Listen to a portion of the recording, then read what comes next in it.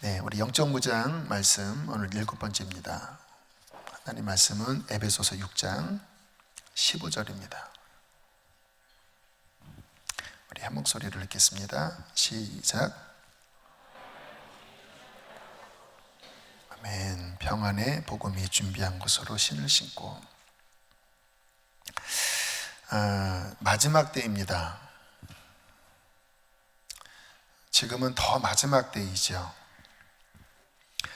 로마서 13장 11절에 이렇게 말씀을 하고 있습니다. 또한 너희가 이 시기를 알거니와. 그리스도인들은 때를 분별할 줄 알아야 돼요. 지금이 어떠한 시기로 접어들고 있는지.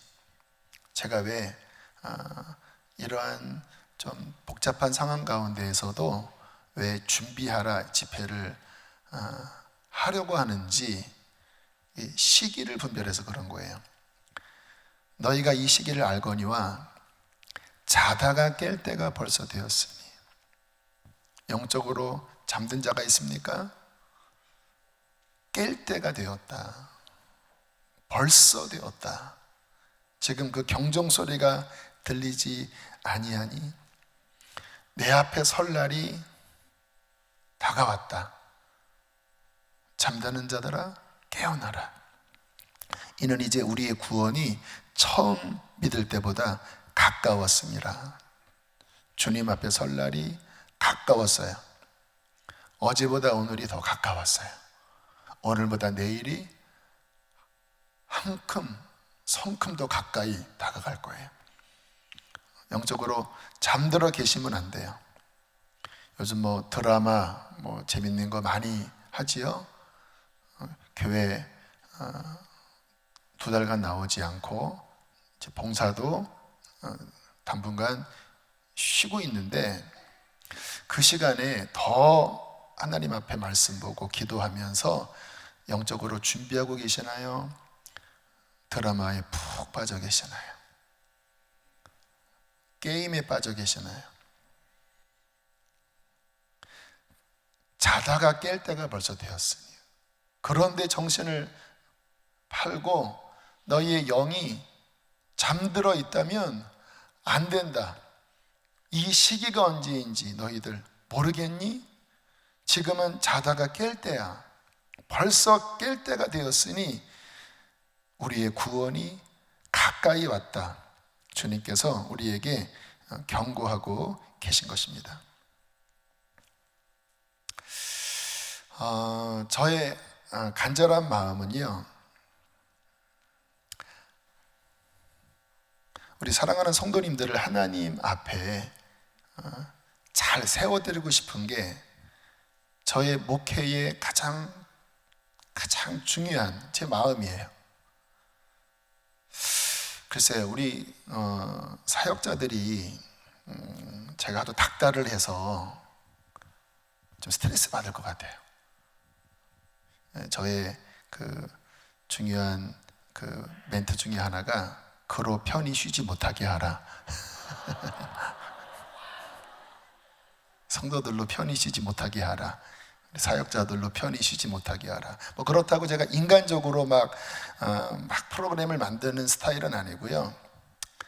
제 영이 그런 면에서 늘 안타까운 거예요. 왜냐하면 보이니까. 영적으로 침체된 모습, 병든 모습, 나약해진 모습, 시험 든 모습들이 보이니까 저의 할 일은 성도님 한 분 한 분을 하나님 앞에 잘 세워드리는 것, 심판날에 책망할 것이 없는 자로 세워드리는 게 제가 할 일이거든요. 그런 마음으로 우리 성도님들을 보면, 제가 목회를 섬기다 보면 안타까운 마음이 있어요. 그래서 우리 성도님들을 정말 준비시켜야 되겠다. 이 시기가 어느 때인지 정말 깊이 각성되어서 준비시켜야 되겠다. 이런 마음이 제 안에 간절합니다. 그래서 아직 코로나가 종식이 안 됐음에도 불구하고 저희 교회가 9년 지내오면서 제일 센 집회를 지금 준비하는 거예요. 수목금 보통 한 주 했거든요. 그렇죠? 뭐 리뉴 집회나 세술세부대 수목금 3일, 뭐 지방성에도 다 3일이었는데 그 3일을 4번 연속한다고 하는 거예요. 이 시국에 코로나가 어디로 날아갈지를 모르는데 주님께서 보호하시기를 기도합니다. 자, 이 시기에 대한 말씀을 좀 잠깐 나누겠는데요. 성경에 말세는 주님 승천하시고 성령이 임하시면서부터 이미 말세가 시작이 됐어요. 그래서 2000년 전에 성경에도 지금처럼 마지막 때다라고 하는 말씀을 하고 있는 거예요. 그러나 지금은 그 마지막 때 중에서도 끝지점에 와 있죠. 왜냐하면 성경에 쌓인 그 표시가 그 마지막 때에 일어날 징조들이 이제 거의 성취되어져 가고 있어요.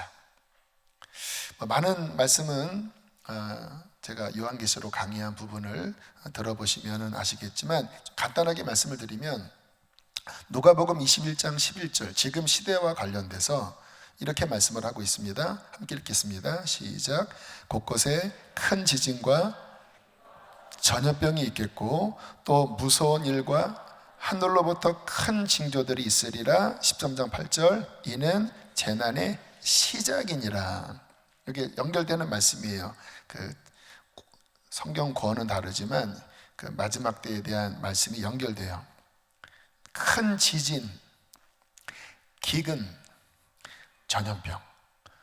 제가 근래 성경을 읽으면서 전염병에 대한 말씀이 이렇게 많은지 몰랐어요. 보이더라고요. 구약에 굉장히 많이 나오고 신약에도 마지막 때에 일어날 사인 중에 하나가 큰 지진, 기근, 전염병, 기타 등등 무서운 일이 일어나는데 큰 징조들이 있으리라. 이것이 재난의 시작이다. 마치 출산이 시작될 때 진통이 오듯이 이러한 지진, 앞으로 큰 지진이 일어날 수 있어요. 뭐 10몇 년 전에 일본 지진이 있었지만 뭐 큰 지진이 일어날 수 있어요. 또 기근, 지금 식량난에 대해서 상당히 촉각을 세우고 있어요. 왜냐하면 그 메뚜기 떼들이 그 중국 또 북아프리카 이쪽에 뭐 창궐하고 있습니다. 황충대가 창궐하고 있어요.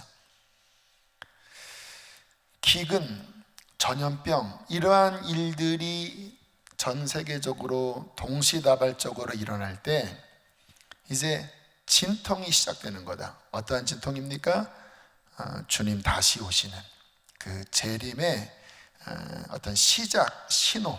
물론 이것이 시작됐다고 해서 당장 오시는 건 아니지만 이제 환란의 시기로 들어가는 거예요. 시기 자체가 무엇이 기근, 전염병, 지진 이러한 자연재해가 이제 주님 오시는 그 마지막 사인, 그 진통, 나팔 이런 것들을 우리에게 알려주고 있는 것이에요. 그때 이 세상은 굉장히 혼란할 것입니다. 지금 뭐 정신 못 차리고 있어요. 그런데 믿는 우리들에게는 이와 같은 사인은 깨어나라고 하는 사인이에요. 세상 사람들은 답이 없습니다. 그런데 우리에게는 답이 있어요. 내가 곧 올 테니까 깨어 준비하면 이 마지막 때를 승리할 수 있을 거야. 뭐 하면? 깨어 준비하면. 그래서 준비하자는 거예요. 지금 사인이 울렸으니까 자다가 깰 때가 되었으니까 준비하자는 거예요. 마태복음 24장 10절에 준비 못된 사람들이 어떻게 그 시간을 혼란하게 보내는지 이렇게 말씀을 하고 있습니다. 그때 많은 사람이 실족하게 돼요. 시험 들어서 넘어지게 된다는 거예요. 서로 잡아주고 서로 미워하겠으며 서로 싸우고 서로 갈라지고 심지어는 가족끼리 서로 신고하고 신실한 그리스도인을 신고하는 일이 벌어진다는 거예요. 많은 사람들이 그 시험 앞에 두려움에 무너진다라는 거예요. 왜 그런 일이 벌어집니까? 준비되지 못했기 때문에, 영적으로 깨어나지 못했기 때문에. 여러분, 우리는 아셔야 합니다. 결국은 영적 싸움이에요. 에베소서 6장에 보면 사도 바울이 그 에베소서가 교회론이라고 그랬잖아요. 그 교회론의 맨 마지막이 영적 전쟁인 거예요. 교회는 무엇이냐? 이 마지막 때 주님 다시 오시는 그 재림 앞에 영적 전쟁하는 공동체다. 그러므로 준비되어져 있어야 한다. 에베소서 6장 10절부터 13절 볼까요? 끝으로 너희가 주 안에서와 그 힘의 능력으로 강건히 준비되어지고, 결국은 영적 싸움이야. 마귀의 관계를 능히 대적하기 위하여 하나님의 전신갑주를 입으라. 12절 읽겠습니다. 시작. 우리의 씨름은 혈과 육을 상대하는 것이 아니요 통치자들과 권세들과 이 어둠의 세상 주관자들과 하늘에 있는 악의 영들을 상대함이라. 코로나와 싸우는 게 아니라는 거예요. 재정 문제, 경제와 싸우는 게 아니라는 거예요. 하늘에 있는 악한 영들, 이 세상을 붙잡고 있는 그 악한 영의 체계와 영적 싸움을 벌이는 것이다. 13절 시작. 그러므로 하나님의 전신갑주를 취하라. 이는 악한 날에 너희가 능히 대적하고 모든 일을 행한 후에 서기 위함이라. 악한 날이라고 그러잖아요. 왜요? 치열한 전쟁이 벌어지는 날이니까, 사탄과의 영적 전쟁이 있는 시기이기 때문에 악한 날인 거예요. 이 악한 날에 능히 대적하기 위하여 하나님의 전신갑주를 취하라.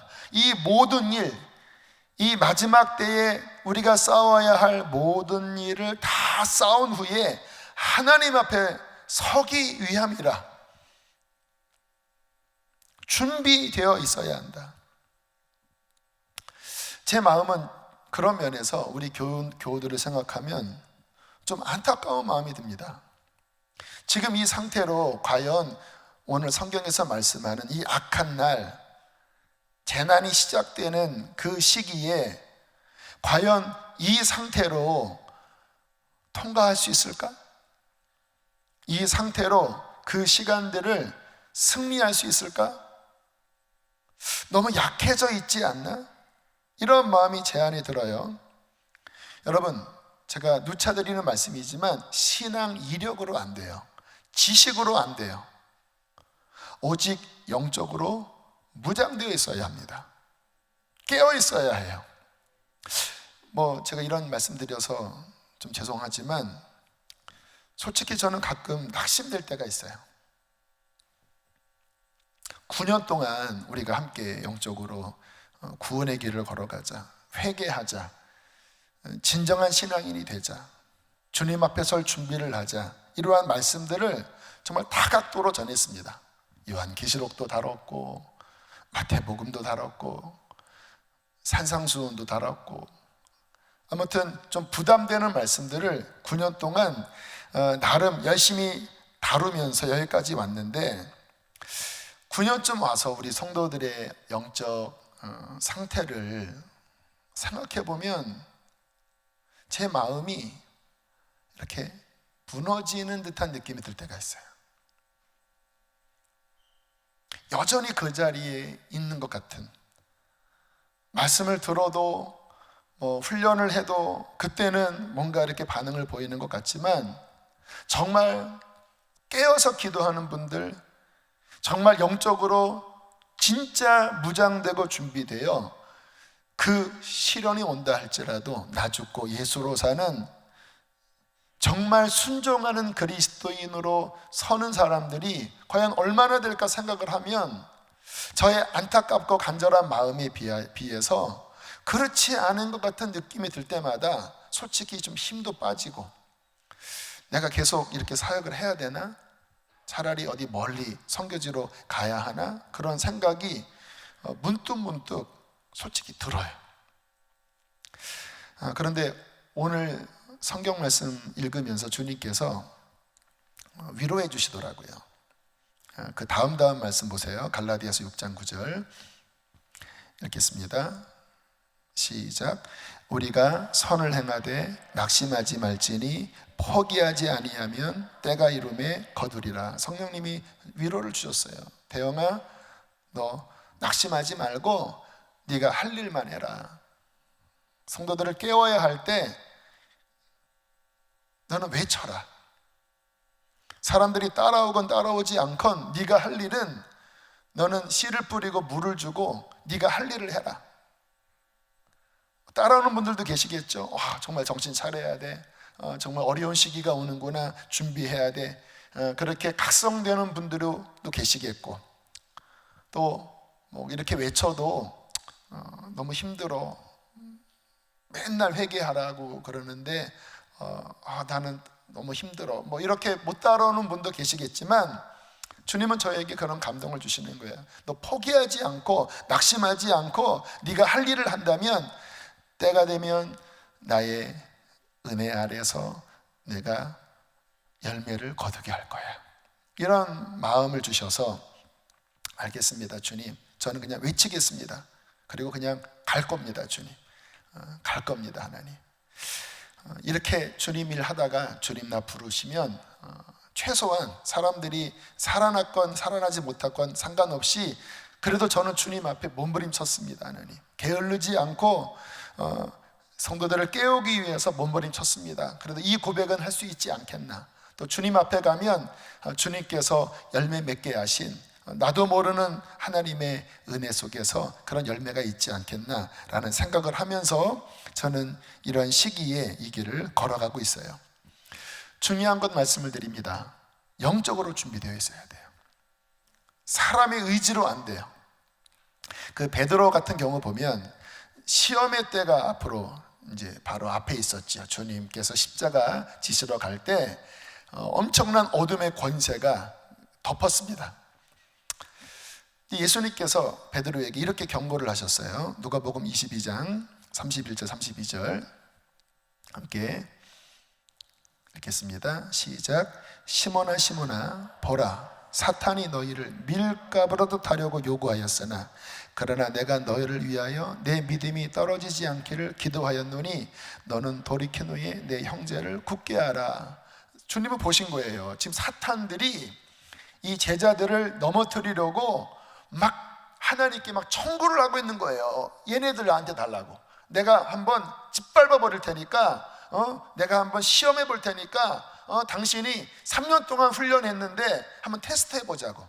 사탄이 그딴 짓을 많이 하거든요. 테스트 한번 해보자고. 당신이 3년 동안 모든 진액을 쏟으면서 말씀을 주지 않았냐고, 사랑을 주지 않았냐고. 근데 과연 얘네들이 이 시험 앞에, 이 짓밟는 이 시련 앞에 당신이 쏟아부은 그 값어치를 할 만한 자들인지 한번 내가 밟아보겠다고 막 청구했다라는 거예요. 무슨 말입니까? 영적 전쟁이라는 거예요. 근데 이 마지막이 다가올수록 제자들은 정신을 못 차려요. 누가 더 높니? 당신 나라가 이제 시작되면 내가 우의정을 하겠니? 좌의정을 하겠니? 내가 더 주님과 가깝니? 이딴 소리를 하고 있는 거예요. 또 베드로는 모두가 다 부인할지라도 나는 절대 부인하지 않겠다고 막 자신의 의지를 막 드러내는 거예요. 기도는 안 하면서. 근데 주님께서 말씀하셨어요. 기도하지 않으면 너는 넘어질 거야. 내가 너를 위해서 네 믿음이 떨어지지 않기를 기도하였다. 내가 보니까 너 넘어질 거야. 그러나 다시 돌이킨 후에 내가 너의 중심을 알아. 넘어질 거지만 다시 돌이킨 후에 너는 겸손한 마음으로 내 형제들을 돌아보아라. 그렇게 미리 말씀을 하셨습니다. 영적으로 준비되어져야 합니다. 요즘 제가 좀 운동을 열심히 하고 있어요. 좋은 코스를 발견했습니다. 알려드릴까요? 이렇게 뒷길로 이렇게 올라가서 이 광교산 쭉 올라가면 이렇게 철탑이 있거든요. 형제봉 올라가는 그 철탑 밑에서 이 법륜사 쪽으로 이렇게 쭉 내려오면 한 1시간 코스가 있어요. 요즘 일주일에 거의 6번을 그렇게 돌아요. 여기서부터 그 정상, 그 철탑 밑까지 가면 높이가 122m입니다. 그러니까 계속 올라가요.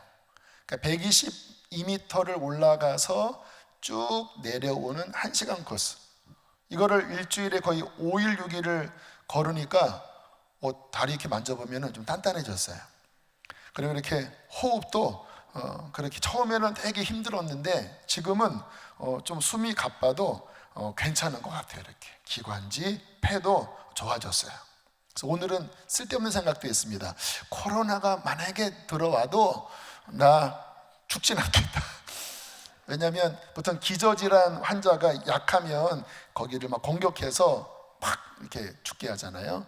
근데 그래도 내가 한 달 넘게 이렇게 운동하면서 폐도 강해지고 기관지도 강해지고 좋다. 그래서 되게 건강해서 참 좋아요. 한 달 넘게 했는데도 제 몸에 좋은 변화가 느껴지는데, 여러분 영적 체력도 똑같아요. 제가 이렇게 신앙생활을 하면서 느끼는 게 그 경건의 연습이라고 표현을 했는데 훈련이거든요. 이 육신의 어떠한 원리와 영의 원리가 같은 하나님의 그 창조의 손길 속에 있기 때문에 거의 똑같더라고요. 몸도 운동을 해야 강해지고 우리의 영혼도 운동을 해야 강해집니다. 여러분 기도 2, 3일 안 하면요 영적 근력이 확 빠지는 거 모르세요? 영적 폐가 쪼그라들어요. 여러분 예배 지금 몇 주 안 드리니까 영적으로는 막 완전히 이렇게 이 근육이 다 빠져갖고요 그냥 미리미리 하고 있어요. 거기에 사탄의 그 시험이 막 공격해 와 보세요. 영적으로 강하게 준비되어 있으면은 맞서 싸울 수 있는데 다 힘이 빠져서 비리비리 돼 있으면 이 마지막에 더 큰 어떠한 비바람이 몰아칠 때 어떻게 하시겠다고 그러는 거예요. 그러니까 제 마음이 급한 거예요. 성도들의 영적 상태를 보니까 지금 2달 예배를 안 나오면서 굉장히 많이들 힘이 빠져 계신데 앞으로 더한 게 올 것 같은데 준비해야 한다. 요한계시록 12장 17절 함께 읽겠습니다. 시작. 용이 여자에게 분노하여 돌아가서 그 여자의 남은 자손 곧 하나님의 계명을 지키며 예수의 증거를 가진 자들과 더불어 싸우려고 바다 모래 위에 섰더라. 이 말씀은 이제 마지막 사탄과의 대전, 큰 전쟁에 대한 묘사입니다. 이제 이 말씀 다음에 이제 적그리스도가 등장해요. 그래서 이 마지막 대전은 이제 순교를 무릅쓰고 싸우는 싸움이에요. 이 장면이 눈에 그려집니까? 바다 모래, 이 세상을 의미합니다. 예수의 증거를 가진 자들, 하나님의 계명을 지키는 교회의 자손들, 우리들을 의미하는 거예요. 이 마지막 사탄이 이제 자신의 때가 얼마 남지 않은 줄 알고 이제 마지막 발악을 하는 때예요. 근데 그 다음 말씀이 의미심장한데요. 요한계시록 13장 7절을 보세요. 함께 읽겠습니다. 시작. 또 권세를 받아 성도들과 싸워 이기게 되고 각 족속과 백성과 방언과 나라를 다스리는 권세를 받으니. 하나님이 이 사탄, 여기 이제 적그리스도인데 권세를 줬다고 그래요. 어떤 권세입니까? 성도들과 싸워 이기는 권세. 이 표현은 우리의 신앙을 빼앗는 걸 의미하는 게 아니라 사탄의 그 마지막 어떤 파워로 우리들이 순교를 당해야 하는, 마지막에 내가 믿는다고 하면 그것으로 인하여 순교를 당해야 하는 그 권세를 하나님이 주신 거예요. 각 족속, 백성, 방언, 나라를 다스리는 권세를 하나님이 허락했어요. 이 내용을 다니엘서에는 한 때와 두 때와 반 때를 지나며 성도들이 다 깨질 것이라고 표현해요. 그런데 그들이 어떻게 이기는지 아세요? 순교하면서 이기는 거예요. 어린 양의 피를 의지하고 예수를 증언하는 말씀으로 인하여 비록 죽는다 할지라도 그에게는 믿음이 있습니다. 어떤 믿음입니까? 적그리스도가 세상을 통치하는 것이 아니라 어린 양이 세상을 통치하세요. 예수 그리스도는 만왕의 왕이십니다. 그분은 보좌에서 만물을 다스리세요. 적그리스도가 그 권한을 받은 것도 하나님의 주권 아래에 있는 거예요.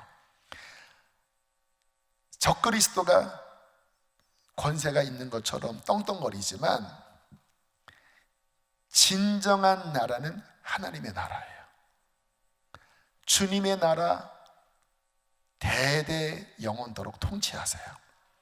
이 세상 나라는 무너질 것입니다. 끝날 거예요. 오직 주님의 나라만이 영원해요. 나는 주님의 백성이에요. 나의 왕은 예수 그리스도예요. 그분이 세상을 통치하고 있어요. 그래서 사탄이, 적그리스도가 잠깐 권한을 받아 나를 핍박한다 할지라도, 나를 죽인다 할지라도 나의 왕은 예수 그리스도이기 때문에 나는 주님을 부인하지 않아요. 나는 오히려 이 시간 가운데 더 정련된 그릇으로 나는 다듬어져요. 우리가 환난 중에도 즐거워하나니 이는 환난은 인내를, 인내는 연단을, 연단은 소망을 이루는 줄 우리가 압니다. 오히려 기뻐합니다. 그러면서 고난 속에서 깨끗하게 재련되어지면서 주님을 바라보면서 하나님의 나라를 바라보면서 그 마지막 시기를 장렬하게 통과하는 자가 성경에서 그리고 있는 마지막 그리스도인의 모습인 거예요. 이런 준비가 되어져 있어야 돼요. 그래서 이번 그 준비하라 집회의 컨셉은 이렇게 진행이 됩니다. 이번 주일에 좀 더 자세하게 나누겠지만 수요일은 갈아엎는 시간을 가질 거예요. 회개에 대해서 정말 우리의 삶에 끊어야 될 것들은 그 시간에 끊어내고, 버릴 것들은 버리고, 닦을 것들은 닦고, 성경 말씀에 근거한 죄에 대한 부분을 수요일마다 설교할 겁니다. 이를 위해서 제가 성경을 5월 달 중에 신구약을 한번 다 읽어보려고 해요. 말씀이 쏟아지기를 축복합니다. 그래서 수요일은 회개의 시간, 그리고 목요일은 여러 강사들이 좀 오실 거예요. 어쨌든 목요일은 말씀이 그 갈아엎어진 곳에, 그 닦아진 그릇에 말씀이 부어지는, 그 말씀 속에서 하나님의 비전, 이 시대에 대한 하나님의 비전, 정말 하나님의 지혜와 계시의 영이 목요일에 풀어지기를 축복합니다. 여러분, 묵시가 없으면 헤맵니다. 그러나 하나님의 묵시, 하나님의 비전, 하나님의 말씀, 살아 역사하는 말씀이 부어지면 빛이 비추고 이 시대가 보여지고 우리의 방향이 잡혀요. 말씀으로 우리는 살아야 합니다. 그래서 수요일은 말씀으로 회개하지만 목요일은 하나님의 말씀이 충만하게 부어지는 시간을 가질 거고요. 금요일은 성령의 부흥, 예배의 부흥, 하나님 보좌 앞에서 더 깊게 예배하면서 성령의 충만함을 받아 깨끗하게 씻어진 그릇에, 하나님의 말씀으로 채워진 곳에 하늘의 단비가 내려 영적으로 더 강건하게 무장되어지는 것입니다. 할렐루야. 이게 성령님께서 주신 컨셉이에요. 그렇게 4주를 지날 겁니다. 4주를. 그 4주 동안에 수술할 것들은 수술하고, 채울 것들은 채우고, 하늘의 신령한 능력으로 무장되어 우리의 영이 더 깨어나고 더 깨끗해지고 더 강건해질 때 우리는 주님의 은혜 속에서 이 마지막 때를 승리하게 될 거예요. 기대되십니까? 근데 우리 안에 끊어낼 것들을 끊어내지 않고 있고, 하나님의 말씀이 우리의 그릇에 채워지는 것이 아니라 세상 것들이 채워지고, 성령의 충만함을 받는 것이 아니라 세상의 충만함을 받고 육신에 속하여 육신대로 살아간다면 아까 성경이 경고한 것처럼 그때 많은 사람들이 실족할 것이고 서로 잡아주게 될 것이고 시험 들 것이라고 하는 그 넘어지는 그 부류에 속하지 않겠습니까? 저는 그런 면에서 우리 교회가 감사해요. 5월 달에 이렇게 12번의 집회를 하려고 몸부림치는 교회가 많지는 않거든요. 그렇죠. 이 시기에 무슨 12번 집회입니까? 코로나 없을 때도 12번 못했는데. 근데 어쨌든 제 안에 그런 안타까움이 있고 갈망이 있으니까 이것을 뚫으려고 막 애를 쓰는 거거든요. 여러분들 이 12번을 허투루 지나지 않게 되기를 권면합니다. 뭐 그냥 한 번 정도 오고 그러면 오지 마세요. 자리도 없어요. 목마른 분들 많아요. 외부 교인들 목마른 분들 많아요. 저는 일단 우리 교인들에게 먼저 그 자리를 드리려고 하잖아요. 그래서 여러분들이 이 12반을 어떠한 모습으로든 이 자리에 오든 뭐 1층에 내려가시든 정 안 되면 인터넷이든 그 12번에 내가 정말로 준비되어 이 마지막 때를 잘 승리하리라, 이러한 마음으로 잘 서게 되기를 축복합니다. 자, 오늘 에베소서 무장에 대한 말씀을 하고 있는데요, 다시 한번 6장 13절 말씀 함께 읽겠습니다. 시작. 그러므로 하나님의 전신갑주를 취하라. 이는 악한 날에 너희가 능히 대적하고 모든 일을 행한 후에 서기 위함이라. 여기서 중요한 말씀은요, 전신갑주입니다. 전신갑주. 요 영어로 11절 나오죠. 훌 아모르. 전체를 다 입으라는 거죠. 전체를 다. 여러분, 무장은요 다 채워야 합니다. 무장이니까. 아킬레스건 알잖아요. 완전 무장 같았는데 이 발 뒤꿈치 하나가 아킬레스의 건이었어요. 거기에 화살이 박혀, 독화살이 박혀서 결국 죽는다고 하는 유명한 이야기 아시죠? 전신갑주를 취해야 돼요. 전신갑주를 취해야 이 마지막 때의 싸움에 승리할 수 있다고 말씀을 하는 거예요. 지금 여러분들 영적으로 전신갑주를 입으셨나요? 아니면 그냥 잠들어 있지는 않나요? 아니면 다 끌러져 있지는 않나요? 아니면 뭐 하나 두 개는 채워져 있는데 한번 생각을 해보세요. 이 투구는 썼는데 여기는 다 빨가벗었어요. 허리띠는 찼는데 방패도 없고 칼도 없고 투구도 없어요. 어쩌면 지금 사람들의 모습은 전신갑주가 아니라 그냥 몇 가지 대충 걸치고 난 다음에 뭐 이 정도면 됐지 않니, 뭐 이런 분위기 아닐까요? 그러시면 안 됩니다. 자, 그래서 전신갑주를 지금 우리가 다루고 있는데, 자, 오늘은 세 번째를 다루겠지만 중요하기 때문에 첫 번째부터 다시 한번 좀 정리를 하려고 합니다. 자, 제일 첫 번째, 이 전신갑주의 첫 번째가 뭐라고 그랬죠? 진리의 허리띠. 진리의 허리띠. 이 진리는 뭐라고 그랬죠? 하나님의 말씀을 전체적으로 이해하고 있는 영적인 지식입니다. 이 진리의 허리띠를 차고 있는 사람은 그 사고 구조 자체가 창세기부터 계시록까지 하나님이 이 로고스, 성경 자체에 담아두신 하나님의 뜻을 이해하고 있어요. 그는 성경을 사랑합니다. 부분만 있는 게 아니라 전체를 읽어요.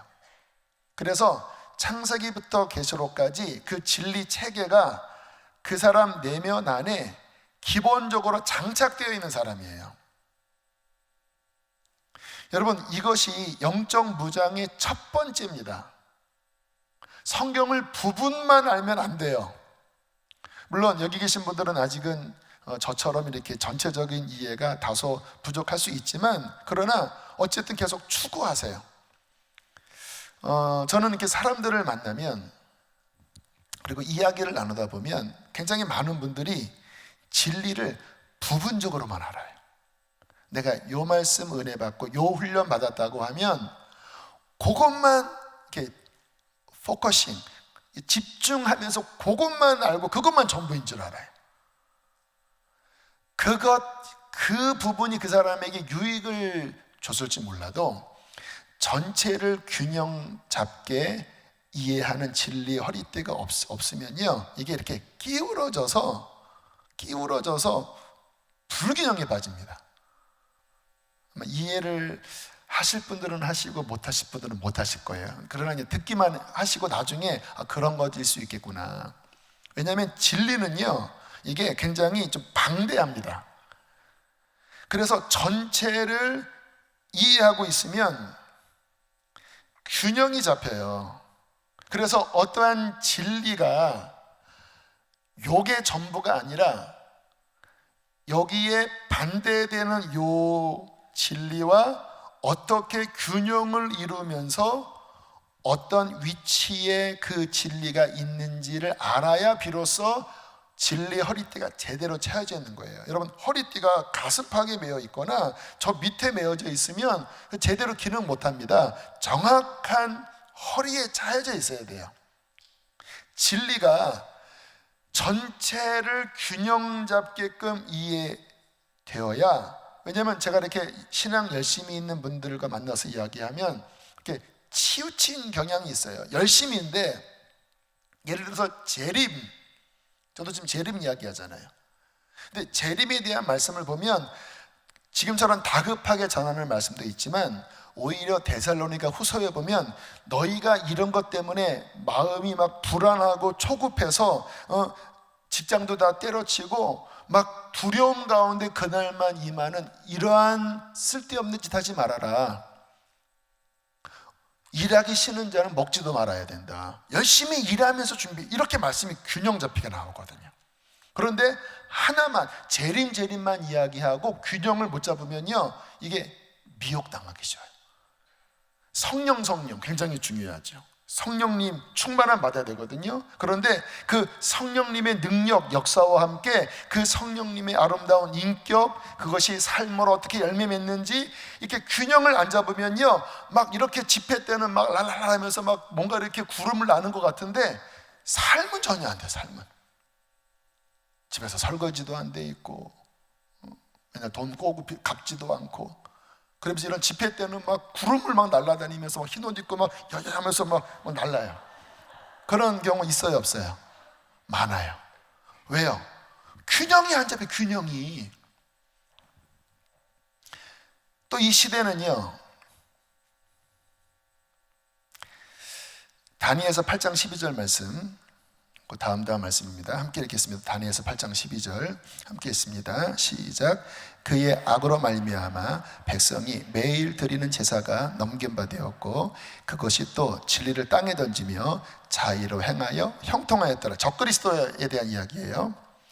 제사를 폐하는데 그가 하는 일 가운데 하나가 진리를 땅에 던지고 자기 멋대로 자기가 법이 되어 이 세상을 지배하는데 형통해요. 여기서 중요한 말은 진리가 땅에 떨어져요. 그러니까 하나님의 중요한 법들을 이 적그리스도가 뒤집는다라는 거예요. 흑암을 빛이라고 하고 빛을 흑암이라고 하는 거예요. 하얀 것을 검었다고 하고 검어서 하얗다고 하는 거예요. 하나님께서 남자와 여자로 창조하셨는데 내가 비록 생물학적 성이 남자지만 내가 여자일 수 있다라는 거예요. 말도 안 되지요. 그런데 그것을 교육합니다. 교육해요. 유럽은 그것이 다 먹혀버렸어요. 흑암을 빛이라고 하고 빛을 흑암이라고 하고 진리를 땅에 뒤집어 던져요. 그러면서 이 세상이 이 진리 측면에서 뒤죽박죽 돼버린 거예요. 이와 같은 세상에서 진리가 없는 사람은요, 세상 지성인들, 지금 그 서울의 그 신촌 이런 대학가에서 동성애가 잘못이라고 이야기하면요, 완전 야만인 취급받습니다. 교수들 사이에서, 학생들 사이에서, 심지어는 기독교 동아리 크리스찬들도 그런 것들에 대해서 상당히 물들어 있어요. 문제가 뭔지 아세요? 사탄이 이 마지막 때에 진리를 땅에 던지고 진리를 뒤죽박죽 섞어서 거짓 체계로, 이게 마지막 때의 모습이거든요. 그렇게 만들면서 사람들을 미혹시켜서 아주 무대기로 지옥으로 떨어뜨리게 하려고 지금 모든 미디어, 매스컴, 그리고 교육, 철학, 모든 것으로 지금 탄탄하게 만들고 있는데, 그리스도인은 누굽니까? 그 사조를 따라가면 안 되는 거예요. 진리 위에 서서 진리를 따라가는 자가 그리스도인입니다. 저는 그런 측면에서 참 감사했던 것이, 굉장히 많은 미혹들이 있었거든요. 그런데 성경을 읽으면요, 그 뒤죽박죽 막 헷갈렸던 것들이 보이더라고요. 좌표가 보이더라고요. 좌표가. 여러분, 이 세상의 모든 그 센티메타, 또 뭐 위도, 그게 좌표 기준점이 있는 거잖아요. 그것이 흐트러지면 이 세상에 뭐 비행기가 날아가겠습니까? 뭐 건물을 세우겠습니까? 흔들리지 않는 좌표가 있어야 되거든요. 그게 진리인데, 많은 미혹들이 올 때마다 저는 성경을 읽었는데, 그때마다 이 좌표가 다시 딱 진리 안에서 딱 정리가 되면요, 마음이 그렇게 안정감에 들 수가 없어요. 그거 아니야. 제가 뭐라고 기다 아니다를 제가 다 압니까? 기라성 같은 사람, 기라성 같은 교수, 기라성 같은 학자들이 하는 말이 제가 어떻게 확신 있게 아니라고 이야기합니까? 진리를 알고 있으면, 전체적인 진리를 균형 잡게 알고 있으면요, 그 기준 아래서 잘못된 것이 보여져요. 분별이 되어져요. 그럴 때마다 제 마음은요, 평강했습니다. 이것이 길이지, 이것이 미혹이지, 저 말 들으면 안 돼, 이것이 바른 길이야. 지금도 마찬가지예요. 날마다 얼마나 세상이 더 복잡해져 가지요. 어떻게 목회를 해야 되는지 헷갈릴 때가 많고, 아까 말씀드린 것처럼 낙심이 될 때도 있거든요. 그런데 하나님의 말씀 속에 깊이 들어가면, 오늘도 35장을 읽었는데, 하나님 말씀 속에 내 영혼이 도킹이 되면 그 말씀 속에 좌표가 비로소 쫙 잡히는 거예요. 그렇지, 이게 정로지, 이게 바른 길이지, 이게 주님의 뜻이지. 세상 흔들려도, 사람들의 반응이 어떻든지 간에 내가 가야 될 길은 이 길이야. 그때마다 제 영혼이 깊은 안정감을 느껴요. 왜? 길을 찾았기 때문에.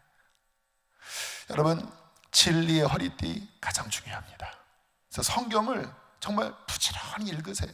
진리를 알고자 균형 잡힌, 치우치지 않는 그 진리로서 지금 이 세상에 돌아가는 모든 것들에 대하여 진리로 볼 수 있도록, 치우친 것이 아니라 성경에 근거한 진리 위에 볼 수 있도록 진리의 사람 되시기를 축복합니다. 두 번째가 뭐였죠? 의의 호심경이었죠. 의의 호심경. 의로 가슴막이 흉배를 붙여라, 그렇게 에베소서는 우리에게 말씀을 하고 있습니다.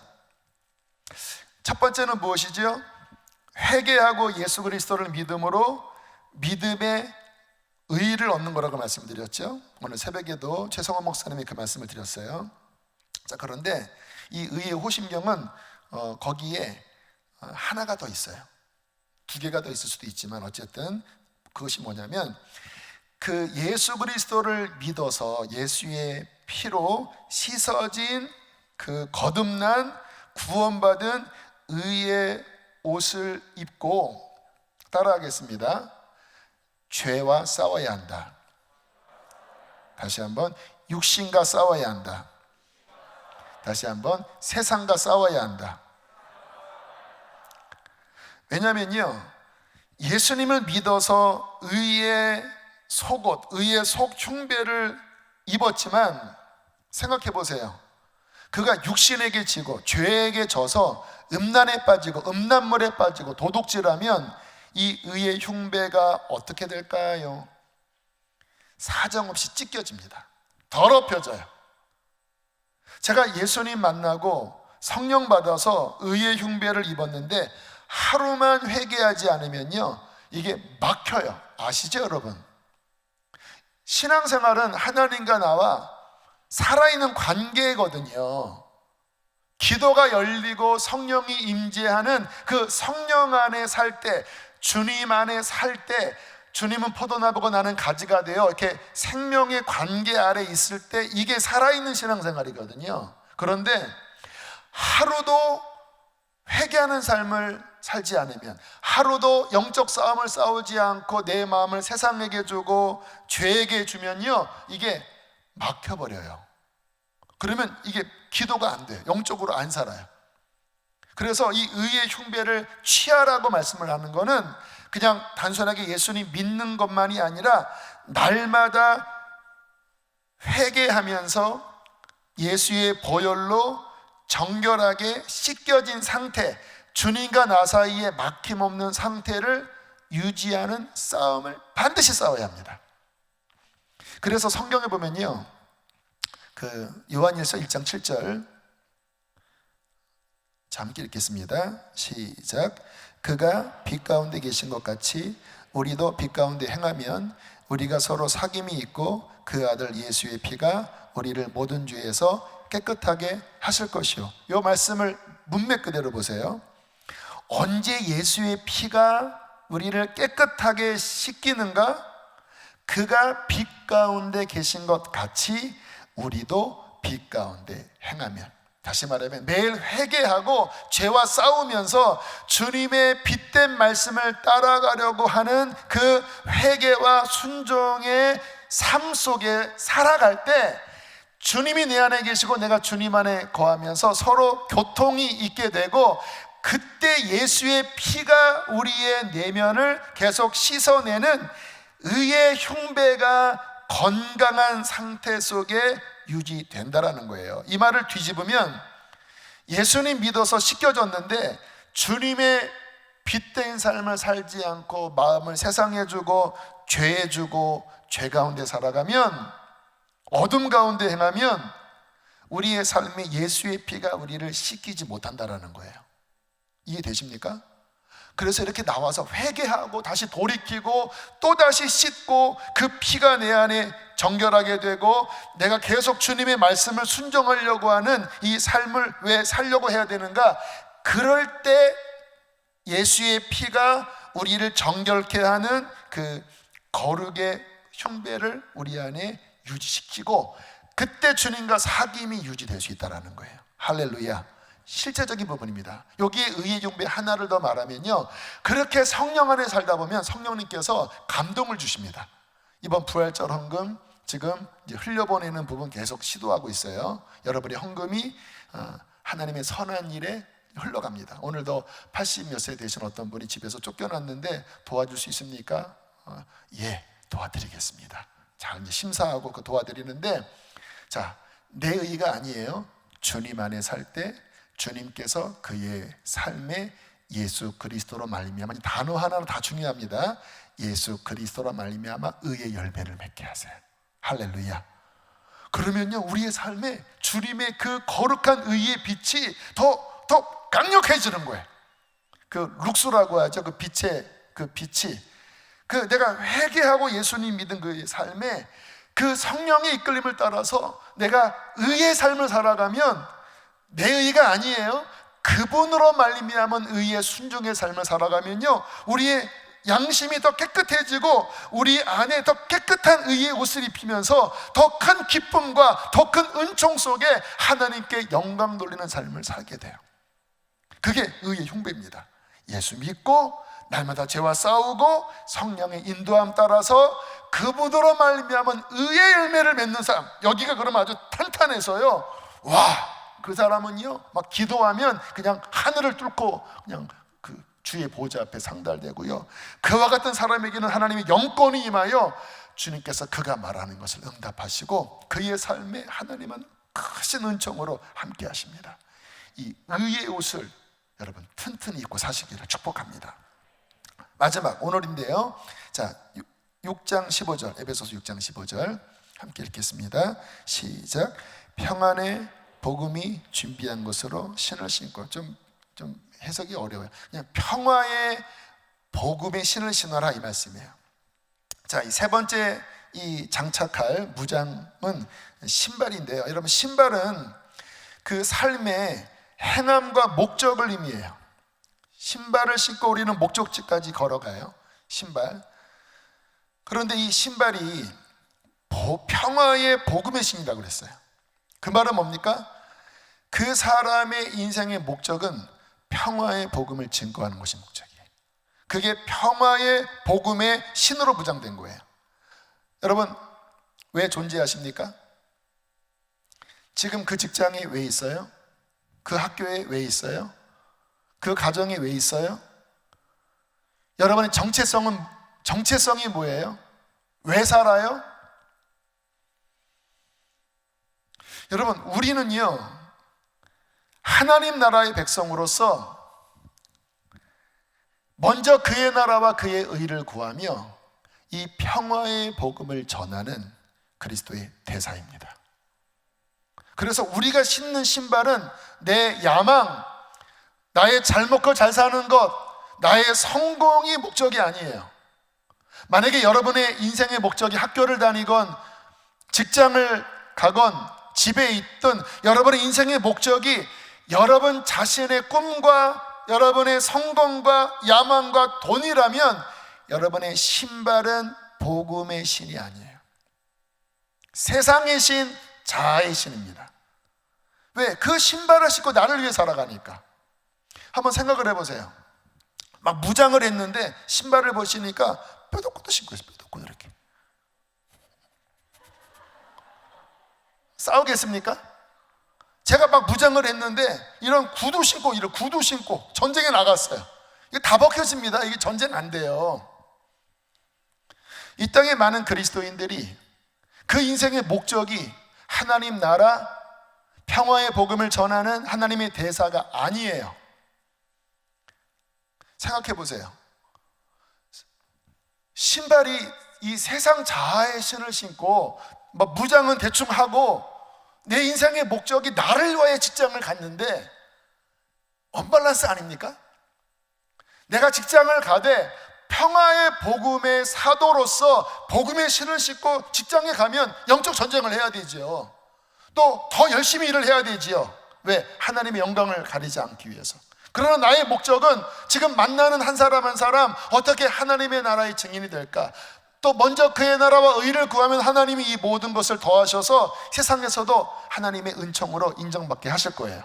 우리 김무열 선교사님 보면 진짜 평신도 선교사님인데도 그분의 이 마음은 하늘나라의 복음으로 충만해요. 그러니까 뭐 스타킹이나 또 무슨 어디 나가면 뭐 기적이 벌어져요. 정말 일반 사람들이 보고 의사들이 보고 입을 벌린대요. 의사의 속에는 절대 걷지 못하는데 이분이 이렇게 마사지하고 이렇게 하면은 걸어요. 카메라 앞에서. 이분의 목적은 뭔지 아세요? 평화의 복음을 전해서 주님 이 일을 통해서 하나님의 영광을 받으소서. 하나님이 높이세요. 그게 영적인 원리입니다. 정말 복음의 신을 신으면 하나님께서 그렇게 높여주시기도 하시고 또 높여지지 않는다 할지라도 이 영적 무장을 잘해서 승리하는데 이게 신발 자체가 복음의 신이 아니라 자기 야망의 신. 그러니까 이게 무장을 할 수도 없는 거예요. 왜? 하나님의 나라의 삶을 살지 않는데 무슨 무장이 필요합니까? 나 잘 먹고 잘 살려고 사는 인생에 무슨 무장이 필요합니까? 그러니까 이와 같은 말씀이 와닿지 않아요. 부담스러워요. 뭐 5월달에 12번 집회한다고 의미가 없어요.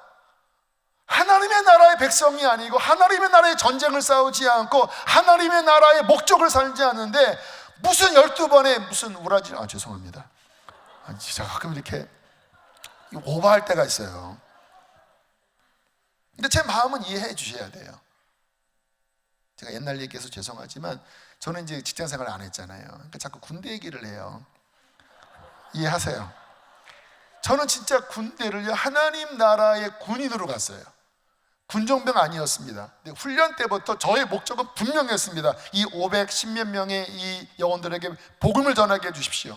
틈만 나면 기도하고 막 누가 아프다가 막 기도해주고 병도 낫고 그리고 어떤 아이가 동기가 어느 부대로 가고 싶다고 해서 같이 기도했는데 거기 기적처럼 떨어지고요. 참 많은 기적이 일어났거든요.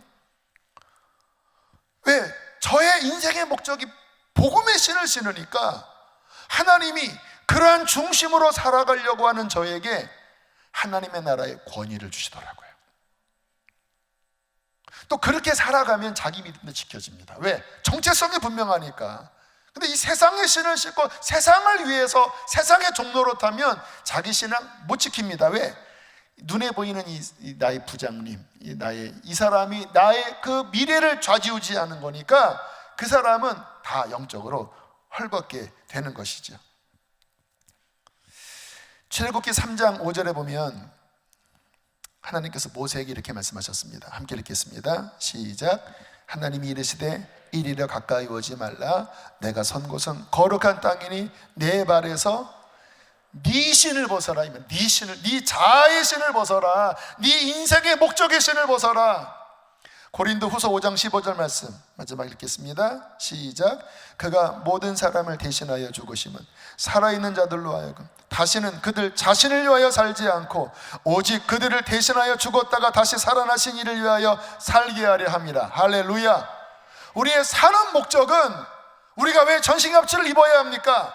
더 이상 나 자신의 신을 신고 내 인생의 성공과 내 인생의 목적을 위해 사는 것은 끝난 거예요. 내가 그리스도와 함께 십자가에 못 박혔나니 이제 내가 사는 것은 그분의 영광을 위하여, 나를 위하여 죽으셨다가 다시 살아나신 그분의 이름을 위하여, 그 나라를 위하여 사는 것이 내 인생의 목적이에요. 그러면 그는 복음의 신을 다 신게 됩니다. 그가 가는 곳곳마다 복음의 향기가 나오겠죠. 주님께서 그에게 성령을 부어주시어서 증인이 되게 해주시겠죠. 그렇게 살아가면 어디에나 하나님의 나라의 군인이기 때문에 하나님의 나라가 확장되겠죠. 그렇게 살다가 주님 나라 가야지. 얼마나 많은 사람들이 신발을 신지 않고 있습니다. 아니, 신긴 신었는데 자신의 신발을 신고 있는 거예요. 그러니까 완전히 언밸런스죠. 그 상태에서는요 절대 무장을 할 수가 없는 것입니다. 사랑하는 성도 여러분, 기도하십시오. 하나님, 저에게 복음의 신을 신을 수 있도록 제 마음을 갈아엎어 주시옵소서. 내가 그동안 30년, 40년, 50년 진짜 교회를 왔다 갔다 했지만 내 인생의 목적은 나였습니다. 내 신은 나의 신이었습니다. 그러니까 깨어나지도 않고 무장되지도 않고 그냥 썬데이 크리스찬, 그냥 종교인으로 살다가 영적으로 이 상태로 온 거죠. 그러나 지금 앞으로 오는 이 어마무시한 이 시대에 이제 주님께서는 준비해라, 무장되라, 하나하나 말씀하시잖아요. 진리를 채우고 의의 흉배를 입고 너의 인생의 목적이 나의 나라와 나의 의, 이 평안의 복음에 준비한 이 네 신을 벗고 나의 이 사명의 신을 신고 이 땅을 살아간다면 내가 세상 끝날까지 너희와 함께 있으리라 말씀을 하시지 않습니까? 할렐루야.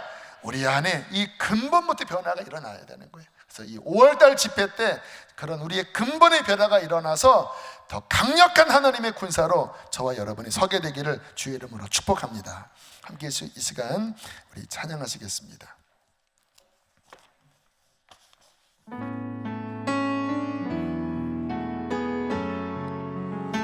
할렐루야. 우리 주님 앞에 주의 군사로 우리 섭시다. 피난처 되시는 주 예수, 피난처 되시는 주 예수, 영원한 승리의 왕,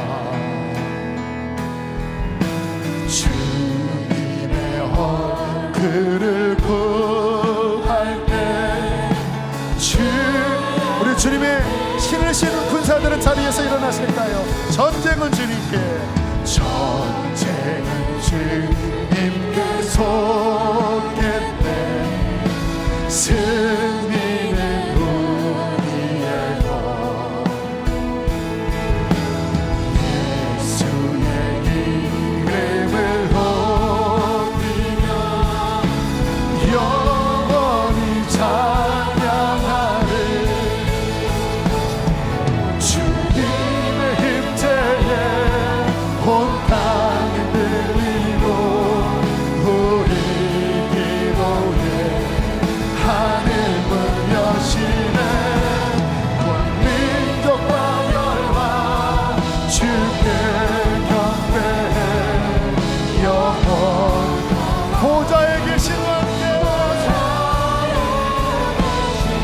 다시 한번 피난처 되신 주 예수, 피난처 되시는 주 예수님께 연합합시다. 승리의 왕, 주님의 왕, 그를 구할 때 주의 빛 비추시네. 전쟁은 주님께서, 승리는 우리의 것, 승리는 우리의 것. 예수의 이름을 높이며 영원히 찬양하리. 주님의 임재에, 주님의 힘, 온 땅 흔들리고 우리 기도에 하늘 문 여시네, 하늘 문 여시네. 온 민족과 열방 주께 그래요. 이 복음을 땅 끝까지 우리는 전할 거예요. 보좌에 주님의 임재에, 할렐루야.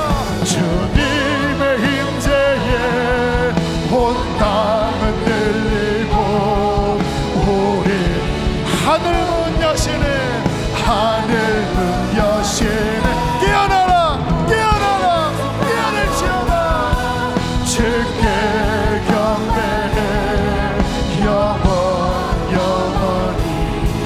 보좌에 주의 군대 일어나,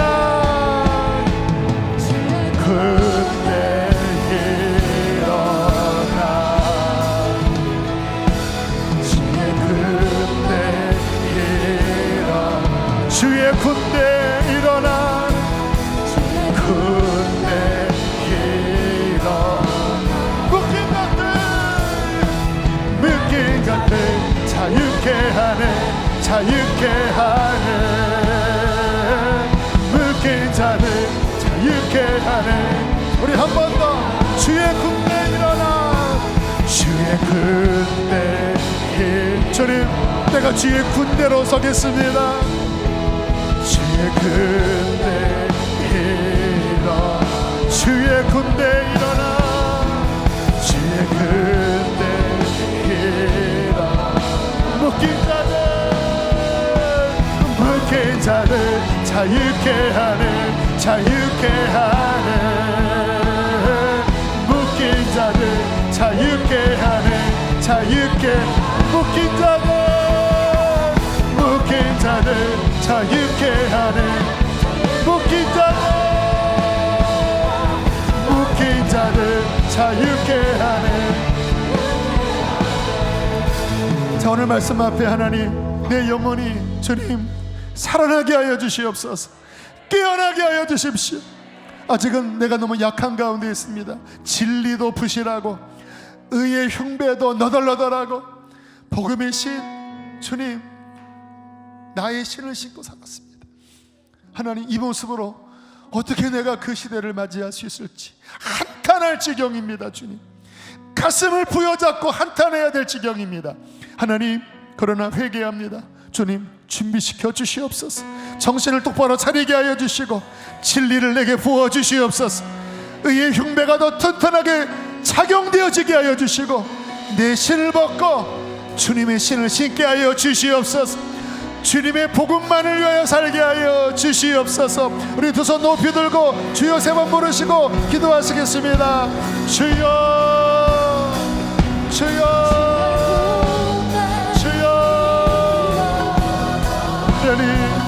주의 군대가 일어나길 원합니다. 주의 군대가 일어나길 원합니다. 주의 군대가 일어나길 원합니다.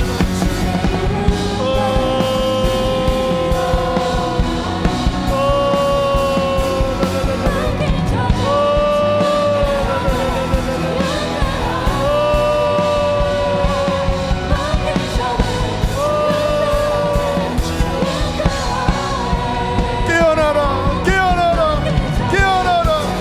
잠들지 말아라.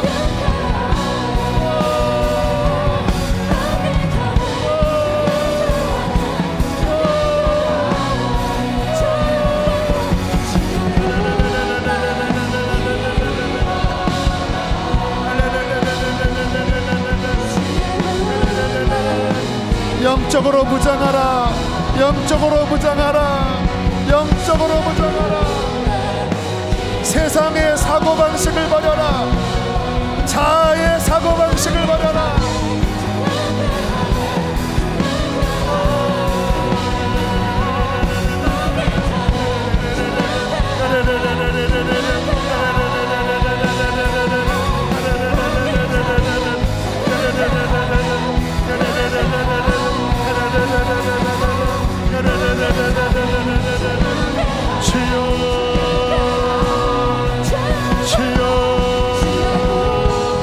일어나게 하여 주십시오. 군대가 일어나게 하여 주십시오. 군대가 일어나게 하여 주십시오. 군대가 일어나게 하여 주십시오. 군대가 일어나게 하여 주십시오. 주님, 우리 주님, 우리 주님, 우리 주님. 하나님,